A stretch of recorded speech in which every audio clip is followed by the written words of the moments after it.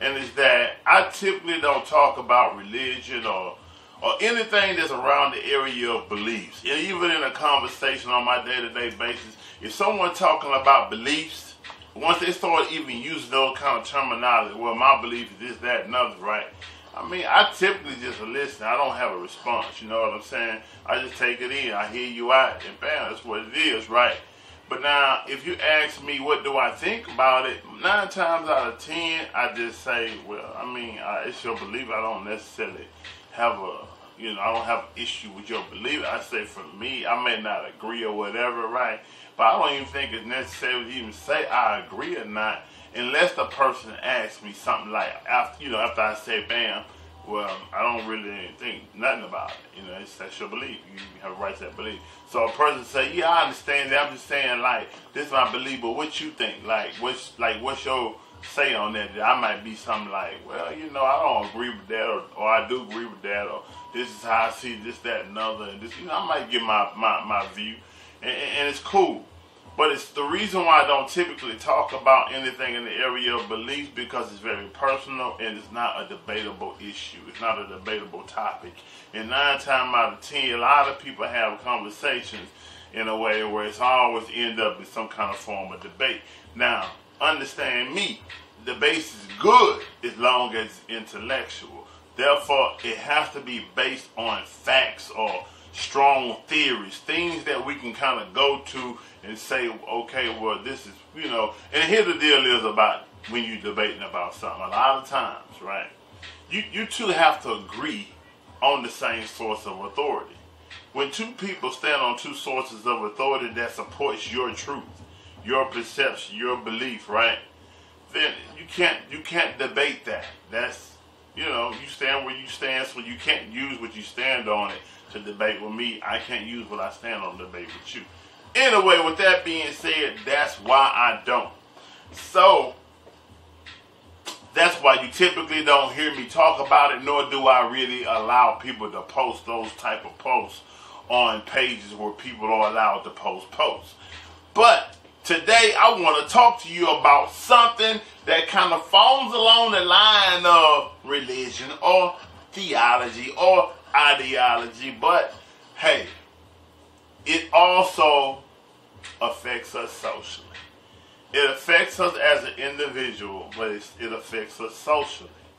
And sometimes, the way we, depending on what our fundamental or what our foundation is comprised of, depending on what that is comprised of, determines a lot on how we see things and how we deal with people, how we feel about certain things, right?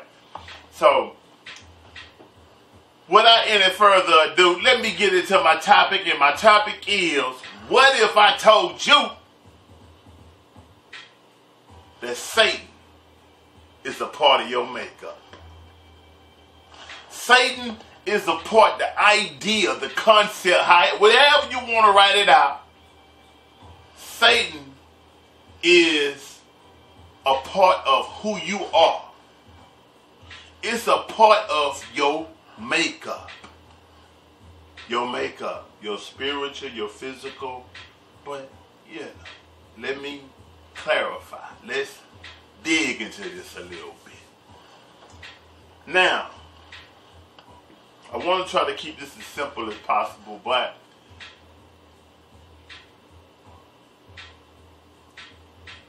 Satan.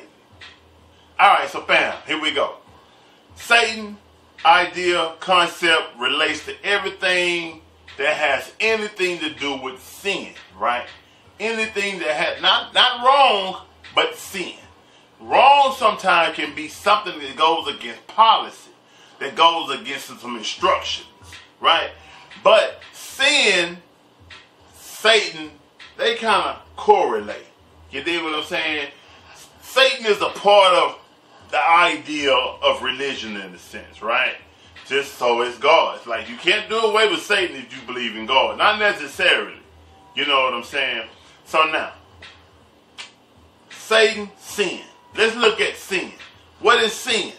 Sin, in concept, is anytime we do something out of prescription. What is the prescription? The prescription is the way that God tells us how and when and in what measurement, what attitude, what way, what heart, what, way to engage into something. How to live, right? How to deal with each other. How to deal with our kids, our mates, our workplace, our employees, just how we live, right?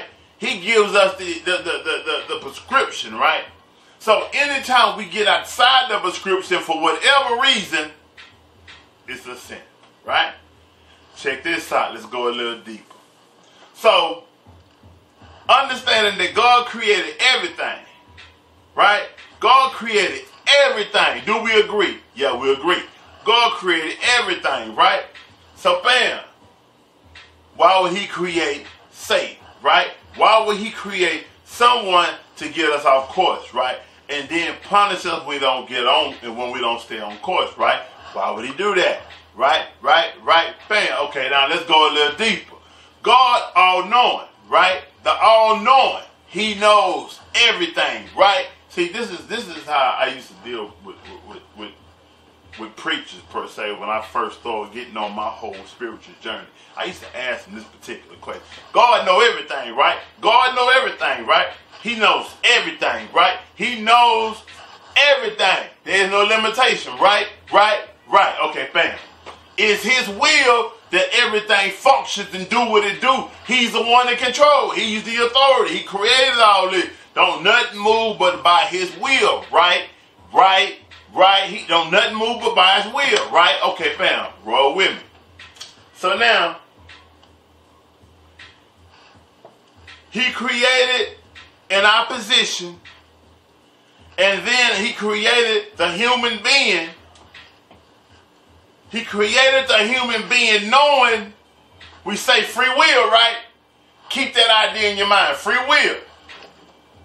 He created the human being, gave him free will, and told him, live, find your way the best way and get it right. If you don't, and if you fall victim to the opposition, I'm going to punish you, right? Some concepts say I'm going to punish you after you've been living a hellish life. When you die, I'm going to punish you forever. Some other ideas say he only going to punish us for a time being, right? Bam. Anyway, I'm going to punish you. I gave you free will to be right or wrong, but I put out an opposition that's going to try to make sure you be wrong, sin, right? Okay, bam. But here's the deal. God, all-knowing, right? He created the opposition. He created us, right? He all-knowing, all-knowing. I know what you're going to do before you do it. I know what you're going to think before you think it. I know what you're going to ask before you ask it, right? I know that if I put out a certain test, opposition out there for you, do I know what choices you are already going to make before you choose it? Let's be logical. If I'm all knowing, I created you, I gave you free will to choose left or right? I put left and right in front of you. I gave you free will to choose. I'm all knowing. Are you telling me that he didn't know what choice you was going to choose before he even created you? Come on now. So if I create you, give you free will, I know everything. I created everything. Am I not powerful enough and all-knowing enough to know that every choice that you're going to choose throughout the whole course of your life, from baby to the time you die, no matter how many years you live, no matter how many tests and oppositions that is presented in front of you, no matter how many choices you was given, am I the all-knowing? Are you telling me I didn't know what you was going to do with your life before I even allowed it to come into existence? Right? Or what we going to stand? Either he knew or he didn't know. Either he knew or he didn't know. If he knew, he's all-knowing. I say he knew. You say he know? If he knew, bam. Now, Here's the deal. I created an opposition that's going to create sin. That's going to cause you to do things out of prescription. You're going to do things that you have a natural inclination to do. You want to have sex. You want to eat. You want to be prosperous because I gave you the rule of living. Your body, everything about you is designed to survive. So I've established in you the rule of self-preservation. So I mean, it's all these different things I've given you. You have a natural inclination to survive. A part of sex is also a part of surviving. Also, we kind of have this thing to where the human being gravitates towards pleasure and away from pain, right? We gravitate towards pleasure and away from pain, right? Naturally, that's a healthy person, right? Bam. You have a natural inclination for that. I give you all of that, right? I give you all of that, right? The sin, when you do it out of prescription, when you do it out of the time and way that I'm giving you, but I knew you was going to do it before you even had the choice to eat right in front of you for you to do it, right? And being that I already knew you to do it and you done it, I'm going to punish you for doing it.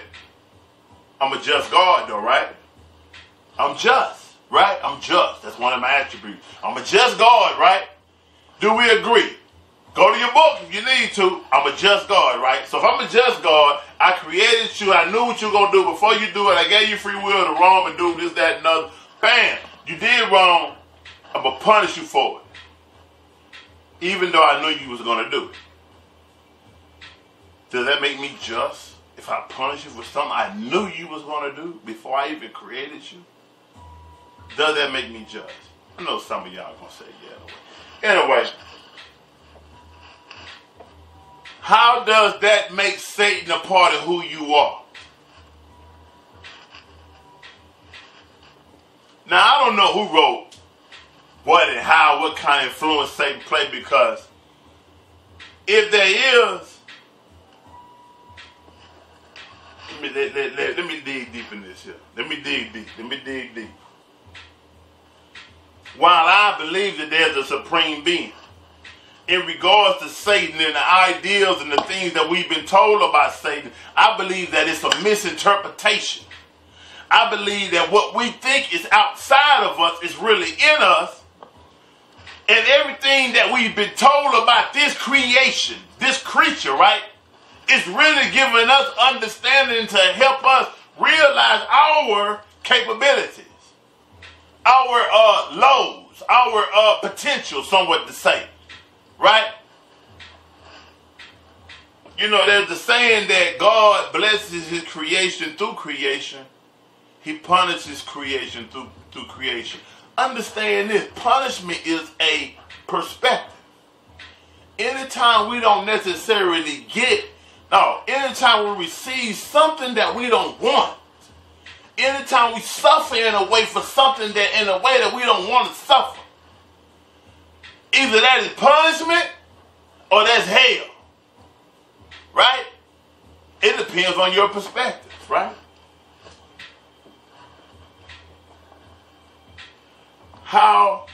Think about I just said that he blesses and deals with creation through creation. Think about Satan, right? And everything that people think and say about Satan. I know a lot of us will say, well, Satan attack our minds and this, that, and another. And, you know, he makes me want to do something that I ain't want to do. The power of each mind in this world. Well, let me come back. Free will. Let's dig into that just for a second. Free will, another way to look at free will is this here.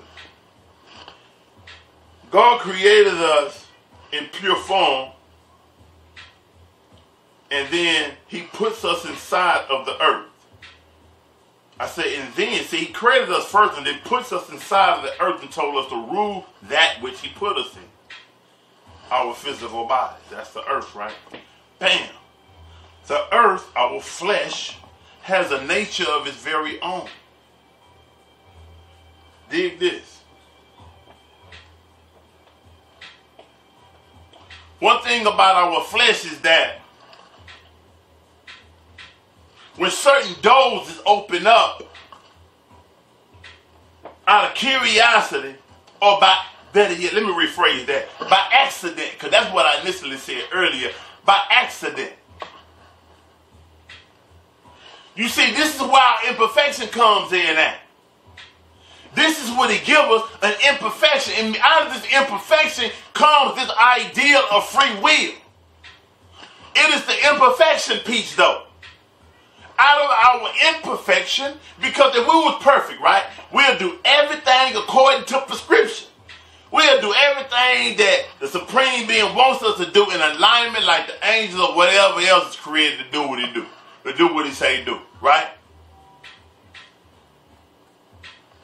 But it is the flesh that he put us in that makes us imperfect. It is the flesh that he put us in that has all of, you study what they say about biology, and they tell you about how the flesh operates, and all the things that the flesh have, its cravings and things, right? See, here what happened. By accident, we stumble. Let's just use the story about the apple. By accident, we come across the apple. We see it. We investigative nature, right? We see it. What is this? What is this? It's like, you know, this wood, you know, out of all things, right? Why we ain't supposed, he told, but I'm trying to look for, you know, bam, I bite it. However it happened, whether it was a literal apple or whatever it was, we made a mistake, right? And here's the thing about a mistake. A mistake opens us up to something that we didn't realize was even there. But one thing about a mistake is that sometimes when we get exposed to what that mistake exposed us to, we bang back. We see, I don't want no parts of that. It's kind of like walking in the room on mama in the morning as a kid. You see us when we're a little bitty baby, that's about as perfect in this creation, in this world that we're going to get, but it's a perfect example. That's how naive we are in a certain way, in an intellectual way, right? Until we start making mistakes. Until we start falling. Until we start getting burned by stuff. Until we start getting whoopings. Until we start being told no. Until we start seeing certain things and being told certain things. So it's a combination of making mistakes, but being programmed by so many other things that also have made many mistakes. Right? And out of their mistakes, they're trying to teach us from all their mistakes, when yet and still they fall from perfect. Right? So bam. Here's the thing about a mistake is that it opens you up in a way to where either you run away from it or you gravitate to what you have been exposed to as a result of making that mistake. I'm trying to sum this up real quick. By being exposed to making that mistake. So then we end up journeying down certain paths that we get opened up by one mistake after another. And this is some of this stuff we feed on. And see, the flesh naturally craves more of that which it feeds on. Even if it's no good for you. Even if the flesh initially rejects it. Right? The passion of sex. See, some of us got to study what this whole Satan concept looks like in its real pure form. You know what I'm saying? When you're able to go to a school of thought that tells you, give me some understanding about this. Say, what is he made of? How he made up, right? What is he made? Like, when you really start understanding the nature of Satan, then you'll understand better why I'm saying this is your flesh that is talking about. Now, I can tell you about what my book tells me about it. I can tell you that, but not everybody prescribes to my book, but it has gave me an understanding about nature. That's why a lot of times when I look at things and talk about things, I speak from a concept. Because I can make many things relate when I talk in concept. This is a real deep and heavy subject. And I mean, to really give it the kind of time it needs, I have to really go so much deeper, man. And I'm trying to keep it neutral where a lot of people can understand. But have you ever heard, seen that story with, it's called The Great Debaters? Where he get them to understand your opponent don't exist. That you are your opponent and God is the judge. He determines who wins or loses between you. You dig what I'm saying? Your enemy is you. Your opposition is you. Everything, think about this here. Why do you think the powers that be on this realm allow us to see so much shit on the internet? Why we get to see all this killing on the internet? Because it's designed to program us a certain way. It's designed to keep us in check a certain way, but it's also designed to infuriate us a certain way. It's designed to make us feel that we have an external enemy. You see, we duped by the whole idea that we waiting for somebody on the outside of us to make things right for us or to get our way. When really, I need to get out of my way. You need to get out of your way. You dig what I'm saying? You have to start looking for the answers inside of you. You have to tame the demon inside of you. Stop thinking your demon is on the outside of you. You ain't gonna never tame that demon as long as you think your demon exists on the outside of you. Your Satan exists in you. It is your flesh. It is your craving. It is your lack of discipline. It is all of that. It is the things that you allow to enter your ear and program yourself, your subconscious. That's where your Satan exists. And here's the thing is, as big as there is a major Satan in the world, what that is, it's the minds. It's the minds of people who are so out of balance, who think out of balance shit all day. Who think this shit and get in groups, because here's the thing about being, let's say, negative. It's easy. It don't take any effort. And this is why they easily, gravitate to each other and compel each other. It's easy. It's easy to recruit another negative individual.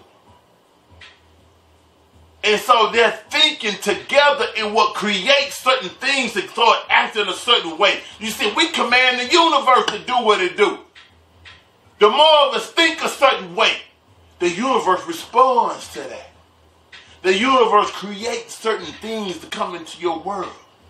Creates certain conditions and environments. So that you can exercise your thought. Your Satan is a part of your makeup. Your enemy is in your own subconscious and in your thinking. As long as you continue to allow certain programs to constantly drill into your eyes, into your mind and your ears, you will continue to think the way you think and act the way you act, talk the way you talk, produce what you produce. Your house will continue to have a certain culture in it. You'll continue to perpetuate that same programming until your little ones, until whatever reason that child was created begins to take over and take place. You see, I was also cultivated by a lot of that. But you know how they say many are called but few are chosen? I was chosen. And you ain't seen nothing yet. I tell people all the time, man, for those who can recognize me, I say, you have a beautiful heart. That's the only reason you see me. But many can't. Because of that same reason that their heart is not where it needs to be. It ain't time for them to see me yet. And I ain't talking about how much good you do. I'm not talking about all this, I'm not talking about that. some people are very humble in heart. And they can be living a very unpeaceful and unbalanced life. Anyway, I've said enough, and whatever question you have, please definitely get into the comments, get at me, share, like, subscribe, share, like, subscribe, like, share. Please don't forget that. I need you to do that. But yes, talk to me, email me, whatever we need. Let's build. You know what I'm saying? Again, this is a topic that definitely needs to be delved into a lot deeper. It's not a surface level topic. Anyway, hopefully I was able to reach at least one person. Peace and blessings.